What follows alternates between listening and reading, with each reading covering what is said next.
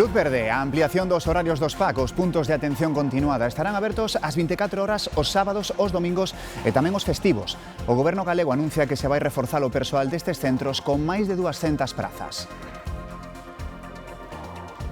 A ausencia de 4 maquinistas en Vigo obrigou hoxe a suspender 9 servizos ferroviarios no eixo atlántico.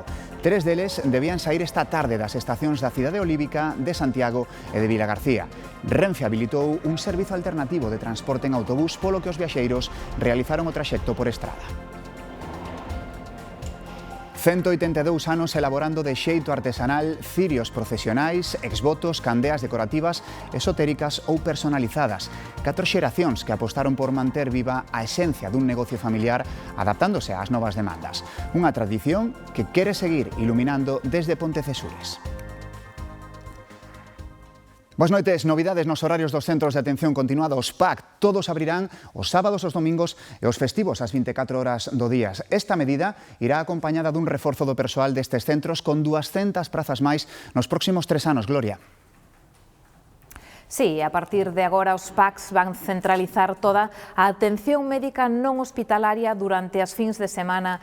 En Galicia estarán abertos 24 horas os sábados, os domingos e tamén os festivos. Para prestar correctamente esta atención, a Xunta vai incrementar o persoal destes puntos de atención continuada. Nos próximos 3 anos crearánse 211 novas prazas, a maioría para médicos e enfermeiros. Aprobado o decreto que regulará o novo horario dos puntos de atención continuada. Calquera paciente que precise atención médica non hospitalaria un sábado á mañá poderá ir ao seu PAC, porque todos abrirán a fin de semana completa. A maioría xa estaban funcionando as mañáns dos sábados, pero agora se realiza e, unha vez entrado en vigor este decreto, queda blindado que todos os puntos de atención continuada de Galicia estean funcionando 24 horas sábados, domingos e festivos. A Xunta vai investir ata o ano 2028 máis de 10 millóns de euros para reforzar o persoal destes centros con 211 prazas, 100 de medicina, 80 de persoal da enfermaría e 31 de outras categorías. O novo plan inclúe a redución progresiva da xornada ordinaria. Hoxe tamén aprobamos as melloras retributivas e laborais, logo de chegar en mesa sectorial a un acordo cos sindicatos. O Sergas tamén fixo balance do cribado de cancro de mama en Galicia que permitiu reducir a metade as mastectomías en 20 anos. Desde que se puxeron en marcha, fixéronse 3,5 millóns de exploracións que permitiron detectar 11.000 tumores invasivos e reducir un 20% as mortes a causa deste cancro. Para detectar máis rapidamente o cancro, o presidente do Goberno anunciou que destinará 30 millóns de euros a digitalizar equipos que analizarán as mostras nos hospitais de toda España. Médicos puedan combinar la información del tumor con los datos genéticos del paciente. ¿Y esto qué va a permitir? Bueno, pues afinar mucho más el diagnóstico y elegir el tratamiento oncológico para cada persona. Lo segundo que va a lograr es que el conocimiento no dependa de dónde vivas, porque los especialistas van a poder compartir esa información. Máis asuntos, se está pendente das oposicións á Xunta de Galicia, atenda. Para este ano, a oferta pública de emprego inclúe 1.200 prazas. A maior parte delas, os 70% serán de acceso libre.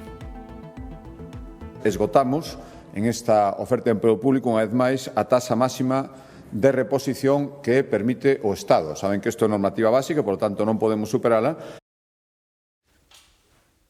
Galicia é a segunda comunidade con maior taxa de absentismo laboral en España. Isto supón un impacto económico superior aos 2.000 millóns de euros, un 3% do noso PIB, segundo un informe elaborado polas universidades de Santiago e de Vigo. A Xunta prepara xa un plan integral pioneiro para tentar reducir as cifras baseado no diálogo social. É un asunto delicado porque no medio mestúranse dereitos moi importantes para os traballadores e, polo tanto, o diálogo social é moi relevante. Eu quero aquí salientar o feito de que Galicia, de que a Xunta, pois estea dando este paso, porque non hai gobernos autonómicos que teñan o proceso tan maduro como ten a Xunta.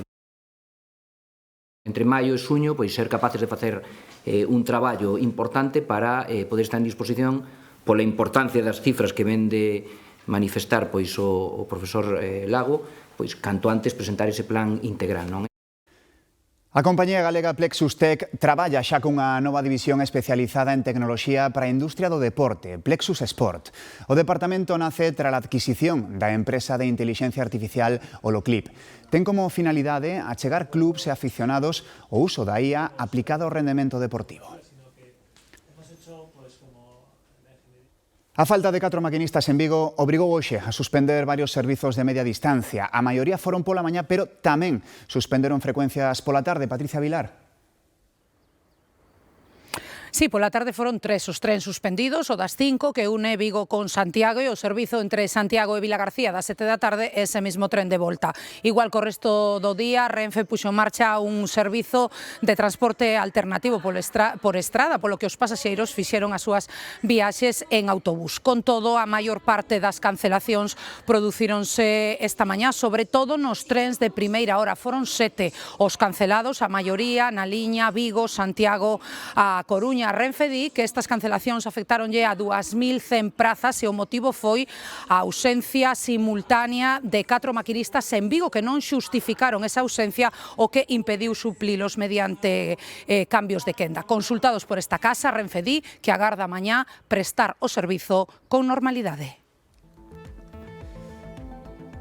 O barómetro do Centro de Investigacións Sociolóxicas de Abril, o primeiro tras o inicio do xuízo do caso Coldo, sitúa o PSOE en cabeza e amplía a súa vantaxe. Pedro Sánchez gañaría as eleccións co 36,4% dos votos. O PP, co 23,6%, permanece estancado, apenas sobe 3 décimas Vox, cun 14,7%, 2 puntos menos que no mes de marzo. Sumar, co 5,8%, tamén perde apoios e Podemos sitúase no 2,2%. O mesmo lle pasa ao BNG neste mes. O CIS outorgalle o 0,8% dos votos, case un punto menos que no mes de marzo. En Andalucía, a menos dun mes para as eleccións, Juanma Moreno revalidaría a maioría absoluta. Segundo a enquisa de GAD3 para ABC, o Partido Popular moveríase entre os 56 e os 58 escanos, cando a maioría está en 55. En fronte, o PSOE de María Jesús Montero quedaría lonxe, con entre 28 e 29 deputados. Sería o peor resultado da súa historia en Andalucía. Vox mantense prácticamente igual que en 2022, sen capacidade de cambiar o equilibrio. Na esquerda alternativa, por Andalucía acadaría 6 deputados e Adelante Andalucía, o partido de Teresa Rodríguez, entraría con 4. En resumo, pouca variación no mapa político e unha maioría popular que, hoxe por hoxe, parece sólida. No xuízo do caso Kitchen, Luís Bárcenas recoñeceu esta mañá que contratou un preso do cárcere de Soto del Real para eliminar uns audios relacionados con Mariano Rajoy. O extesoureiro explicou que esas grabacións estaban na nube e que deu instruccións para borralas. Tamén denunciou que sufriu maltrato por parte de funcionarios da prisión. O interno a quen Luís Bárcenas lle encargou o borrado deses documentos aproveitou un permiso penitenciario para facer o traballo, polo que lle cobrou uns 4.000 euros. Bárcenas recoñeceu no xuízo a nota manuscrita en que lle deu as instruccións. Los audios relacionados en este caso con MR, que era Mariano Rajoy. Dice Alex, hay que destruir todos los audios de MR cuando yo te dé la orden.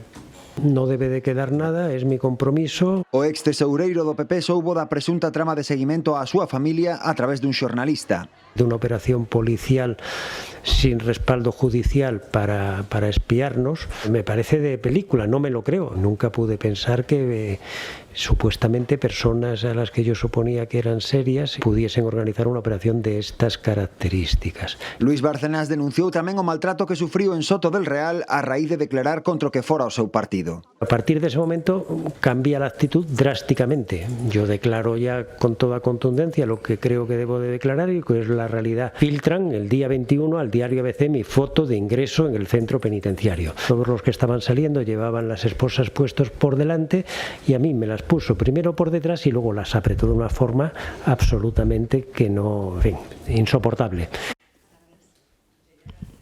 Durante a sesión de tarde do xuízo tamén compareceu Rosalía Iglesias, a esposa de Bárcenas. Na súa declaración asegurou que o extesoureiro lle contou que tiña grabacións en que aparecían o expresidente Mariano Rajoy e o exministro de Presidencia Javier Arenas. Con todo, Iglesias aclarou que nunca escoitou os audios e que Bárcenas non lle dixo onde os guardaba. Sino que se extendió después.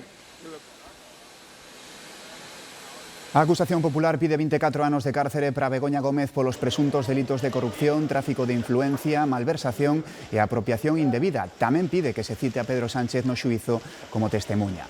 A muller do presidente do goberno pide anular o auto do xuíz Peinado alegando irregularidades. Canto a súa asesora na Moncloa, a acusación popular pide 22 anos de prisión e 6 pro empresario Juan Carlos Barrabés.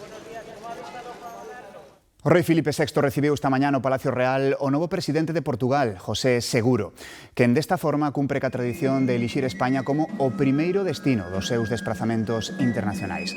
Tras este recibimento, os reis ofreceron un xantar de honra ao xefe do Estado portugués e á súa dona. José Seguro tamén se reunirá co presidente do goberno, Pedro Sánchez. Segue no aire a segunda rolda das negociacións de paz entre Irán e os Estados Unidos prevista, en principio, para mañá martes en Pakistán. Tralo ataque a un dos seus barcos no Estreito de Hormuz, o presidente iraniano denuncia que o goberno norteamericano só busca a rendición do país e advirte que non se vai someter á súa forza. Donald Trump di que o seu equipo xa está de camiño a Islamabad e ameaza con non prorrogar o alto o fogo con Irán. Máis asuntos, o xuízo pola suposta apropiación dun premio da Primitiva na Coruña viviu hoxe a xornada máis agardada. Declarou o principal acusado, o loteiro, que insistiu na súa versión de que atopou o boleto abandonado e que nunca actuou con intención de enganar. Xoel.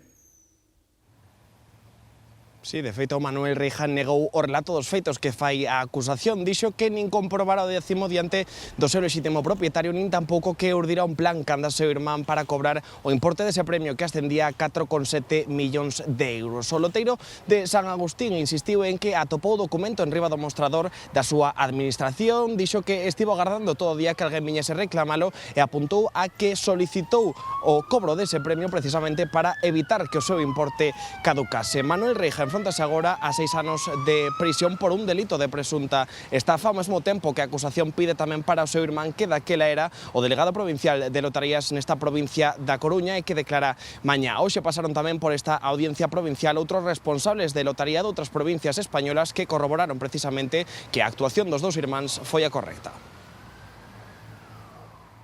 No es cierto que usted, al comprobar que le sale un premio superior, se lo queda, no informa al apostante de que ha resultado ganador y así le hace creer que no tiene ningún premio? En absoluto, eso es mentira. Así negaba Manuel Reija o engano ao lexítimo gañador dos 4,7 millóns da Primitiva. O loteiro coruñés reiterou que atopou o boleto abandonado no mostrador e que non o comprobou en presenza do propietario. Usted, según su versión, estaba solo. No tenía nadie delante. Yo estaba solo. Cuando realiza esa comprobación. Cuando realizo la comprobación no tengo a nadie delante. No tiene a nadie delante. En absoluto. Reija explicou que, se 2 meses despois solicitou o cobro, foi para evitar que o premio caducase antes de atopar o propietario. La finalidad era simplemente que no caducara ese boleto y entendimos que para que Madrid hiciera caso a eso tendría que ser una reclamación de cobro del boleto, pero no con esa finalidad. O que non aclarou foi por que fixo a mesma petición outras 3 veces. Na súa defensa, o acusado explicou que de querer quedar cos cartos puido cobralos en calquera outra provincia de xeito anónimo en vez de acudir a da Coruña que dirixía o seu irmán. Usted, cuando le comenta a su hermano, me encuentro el boleto, usted está renunciando a cobrar el boleto como título al portador que es, y usted es perfectamente conocedor. Totalmente. Este martes declara o seu irmán o tamén acusado exdelegado provincial de loterías. E a xuíza de Mondoñedo decretou o ingreso en prisión provisional e sen fianza de Javier Montero, o autor confeso do crime de Abadín. Está acusado dun delito de homicidio. Esta mañá ratificou a súa versión, pero, segundo a abogada da familia, incorreu en varias contradicións. Javier Molero volveu ao cárcere de Bonxe, onde xa cumpría condena por outro delito, acusado agora tamén do homicidio de Enrique Bolívar. A xuíza enviou unha prisión provisional sen fianza tras tomarlle declaración. O acusado ratificou a súa primeira versión, que atropelou o ancián de maneira accidental e que entrou en pánico, polo que se desfixo do corpo no Piñeiral de Quende e despois queimou o vehículo. A análise forense dos restos de Enrique Bolívar, que se atoparon tras varios días de rastrexo, serán claves para confirmar se conta ou non a verdade. A abogada da familia insiste en que hai cuestións na súa declaración que non encaixan e que caeu en varias contradicións que haberá que clarexar a partir de agora. Empezamos a pechar o ciclo, pero bueno, realmente este ciclo pecharase cando haya condena. A investigación non empeza de cero, pero sí que haberá que abrir novas dilixencias, tomar novas declaracións e seguir buscando restos óseos de Enrique Bolívar. O home tiña 82 anos cando desapareceu o 3 de setembro de 2023, tras cruzarse no camiño con Javier Molero. Ambos eran veciños da mesma parroquia. Hoxe trascenderon as imaxes do agónico rescate dun cativo de 3 anos que caeu nun pozo na provincia de Toledo. Os bombeiros debían entrar por un buraco de 30 centímetros para chegar ao todo pequeno que estaba a 15 metros de profundidade. Tras 2 horas, ca axuda dun compañeiro que quedou na zona intermedia do pozo, conseguiron izalo ata a superficie. Foi trasladado ao Hospital de Toledo con varios golpes. Outra investigación, neste caso na Coruña, trata de aclarar as circunstancias da morte dun home. Apareceu morto hai unha semana, pero é agora cando saltan as alarmas polas circunstancias nas que se atopou. E aínda máis chamativo, a cargo da investigación está a Unidade de Delitos Económicos e Fiscais da Garda Civil. A falta de resposta fixo saltar as alarmas. Eran 3 amigos y abrieron para ver si estaba bien y lo encontraron pues que había fallecido. Porque estaba en la cama, que él creía que estaba muerto y ya está. Tendido na cama e con sinais de violencia, atoparon o martes pasado, pero non se descarta que levara días morto. No edificio nin viron, nin escoitaron, nin sospeitaron, ata que os amigos deron aviso e a rúa se encheu de coches policiais. Yo cuando bajé había 3 chavales ahí, que uno de ellos estaba llorando en ese banco, la policía delante de este portal y varios coches aquí y en esa esquina de ahí. Bien, e moita policía, moitos coches de policía, pero tuveron moito tempo. Hasta as 4:30, 5 menos cuarto, hasta que veo o coche da funeraria Apóstol, e depois vin baixar unha camilla con alguien. Cuando entró con mi hijo en el portal, cuando llegamos del colegio, luego los policías que entran ahí pero con maletas y con guantes en la mano. A vítima é un home marroquí de preto de 40 anos que traballaba nunha cadea de panaderías moi coñecida na cidade. No edificio nunca deu problemas, todo o contrario. Era un chico muy agradable, muy educado, y siempre intentaba ayudarme todo lo que pudiera, si me veía con muchas bolsas me ayudaba a subir, pero era cordial. De momento, investigación aberta a cargo da UDEF, a Unidade de Delincuencia Económica e Fiscal, que se interpreta como que algo intúen, pero de momento sen detidos. Van ver agora imaxes da autovía A3, á altura de Cuenca, onde o tráfico permanece cortado tras a colisión de 2 camións. O accidente produciuse esta mañá e provocou un importante incendio. Como ven, os condutores de ambos os vehículos resultaron feridos e foron trasladados a un hospital próximo. Para evitar o colapso da circulación, a Garda Civil habilitou unha ruta alternativa en dirección Madrid. Máis asuntos, Timi, nada por fin en liberdade. A balea, que levaba semanas varada no mar Báltico, logrou avanzar a augas algo máis profundas, aínda que o seu futuro é incerto aínda. O vento e un aumento do nivel do mar de 70 centímetros favoreceron que puidera liberarse do banco de area en que permanecía atrapado. Os científicos guiaron a cara a un canal de navegación máis profundo. Con todo, Timi non está a seguir o camiño agardado e por veces vira de novo cara ao interior da baía. Non se desbota que estea gravemente enferma. Cando na gandería o Pazo de Lalín viron neste informativo que unha vaca tivera un parto triplo, non o acababan de creer de todo. Días despois, vivían a mesma historia en primeira persoa. Non houve ningún problema, o primeiro saiu sobre as 2:20 da mañán e ás 3 menos cuarto xa estaban os 3 no seu cuartello. Na gandería o Pazo de Lalín andaban alerta con este parto porque o técnico de reproducción xa lles dixera que a vaca traía 2 crías, pero equivocáronse. Aquí é a primeira vez que temos un parto con 3, con 2 sí que se ten dado caso, de feito non hai moito tempo tivemos 2, pero con 3 eu non recordo, de feito é algo moi sorprendente. Si que aquí un veciño tuvo 3 fará 4 ou 5 meses, pero bueno, aquí na nosa explotación é a primeira vez. Unha semana despois os animais corren sans pola corte, son 2 xatas e un xato, din que medran de día en día.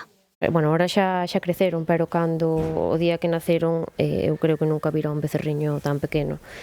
Son fillos de Chula, unha vaca leiteira que xa pariu 5 veces. Os animaliños seguen polo momento sen nome. Estamos barallando varios. Teño 3 amigas, bueno, somos aquí 3 amigas, entón pode ser Eva, Noelia e Cristian, porque o de Cristina é o que se pode poñer así máis masculino. Teño unha prima en Madrid que lle quere poñer Leire, Javi e Cris, pero bueno, hai moitos nombres. Ojalá se lle poidan poñer, que eso significará que quedan na casa. O haber femias e un macho no mesmo parto existe unha probabilidade alta de esterilidade nos animais. Unha proba de sangue determinará o seu futuro. Imos coñecendo máis posibilidades para ver a eclipse solar do próximo 12 de agosto. No altar do Sol de Lalín, en a praia das Catedrais de Ribadeo, van facer unha retransmisión conxunta que vai contar cas explicacións dun dos astrónomos de maior prestixio, o profesor emérito da Universidade de Santiago, José Ángel do Cobo. Tamén o poderemos seguir aquí en directo na Televisión de Galicia e na plataforma agalega.gal. Estaremos en Ribadeo e no Monte de San Pedro, na Coruña, desde onde realizaremos toda unha programación especial que inclúe, como non, este telexornal serán, conectando ademais en directo con distintos puntos de Galicia para non perder detalle da eclipse.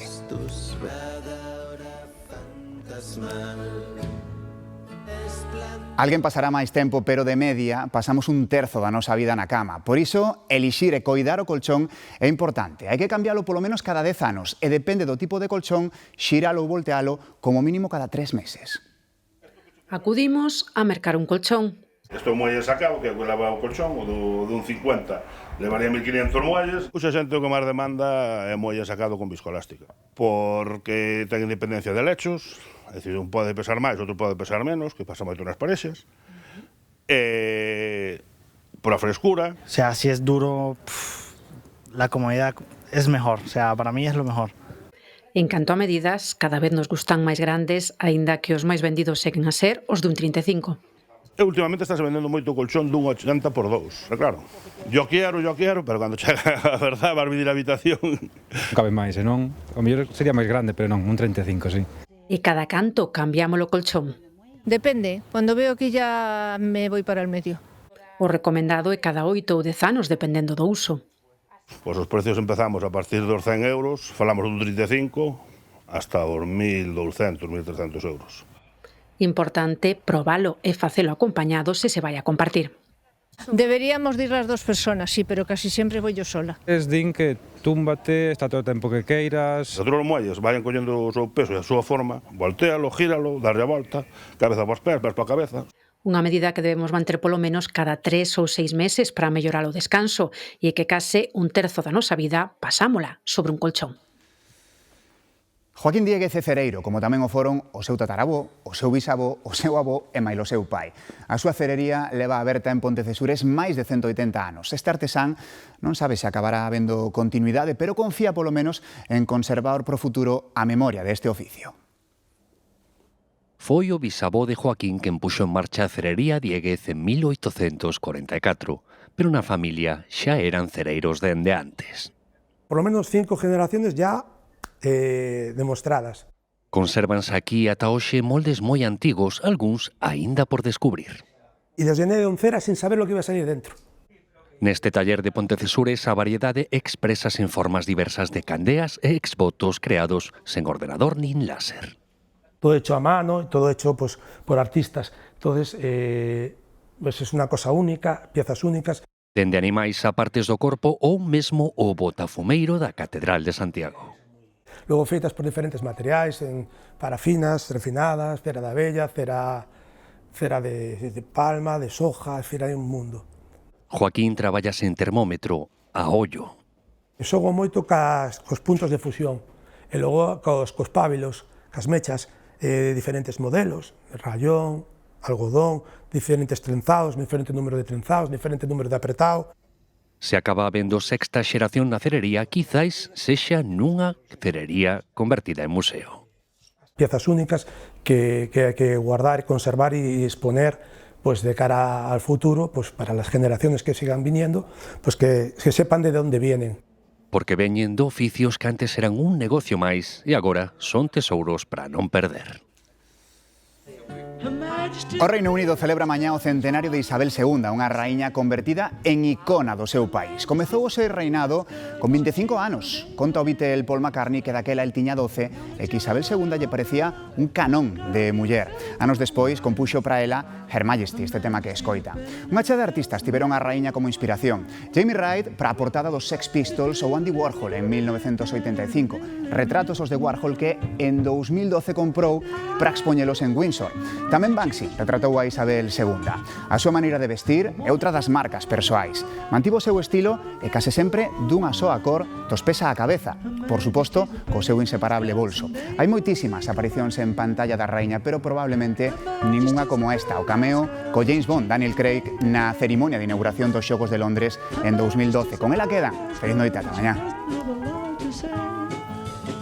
I wanna tell her that I love her a lot, but I gotta get a belly full of wine. Her Majesty's a penny